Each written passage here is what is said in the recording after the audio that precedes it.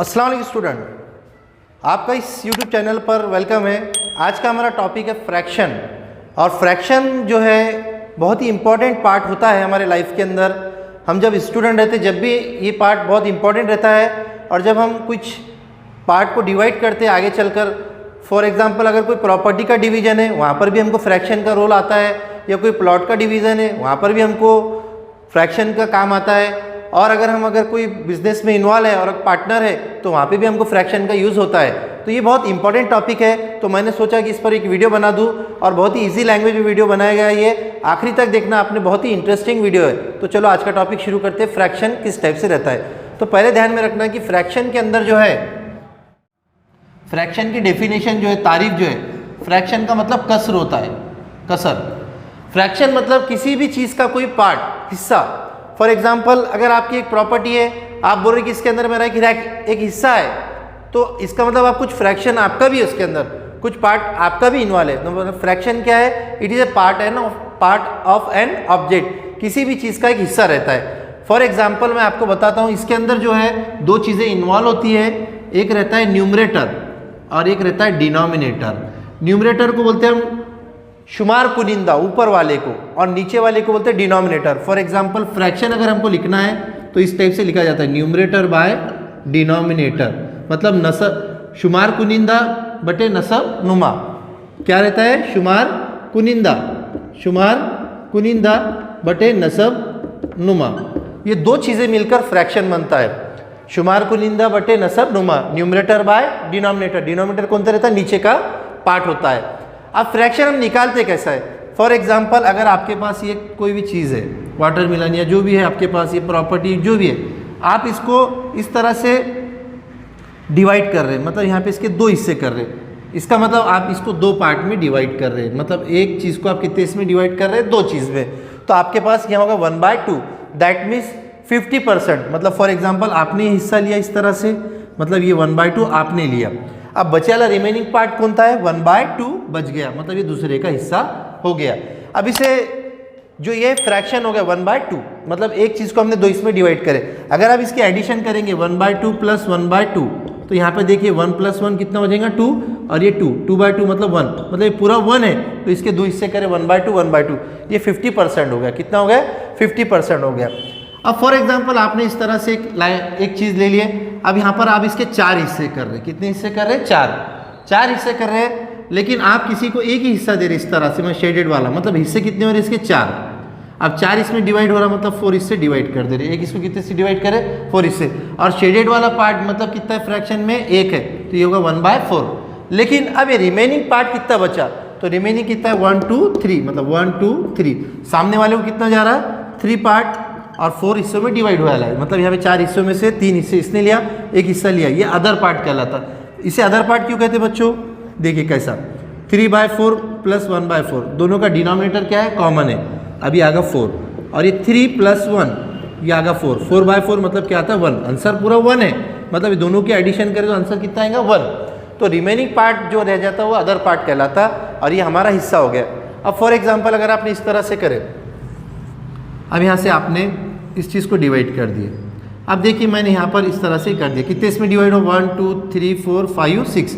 अब 6 में से मैं यहाँ पर 2 पार्ट को यहाँ पर ये कर रहा हूँ, 3 पार्ट को। ओके, मतलब यहाँ पर आप क्या कर रहे हैं? कितने इसमें डिवाइड करें? 6 में, और ये 3 पार्ट हमारा यहाँ पर ये है लिए हमने, तो ये 3/6 कर रहे हैं, मतलब 1/2 हो गया है, मतलब 50% ही होता है। फॉर एग्जाम्पल 1/2 का एग्जाम्पल हो गया, यहाँ पे हमने 2 पे लिए, 2/6।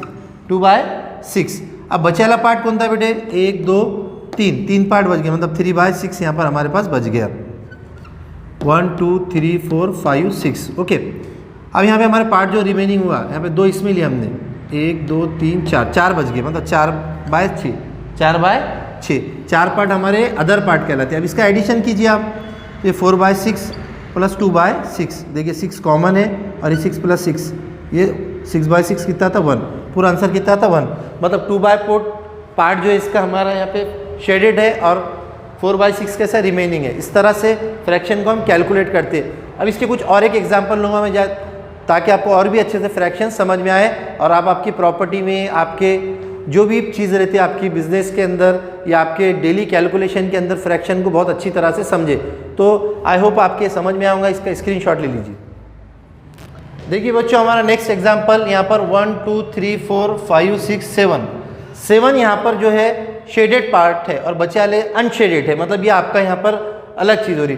पहले यहाँ कितने इसमें डिवाइड हो गए एक चीज़, 1 2 3 4 5 6 7 8 9 10 11 12, मतलब 12 हो गए यहाँ पे, ठीक है 12।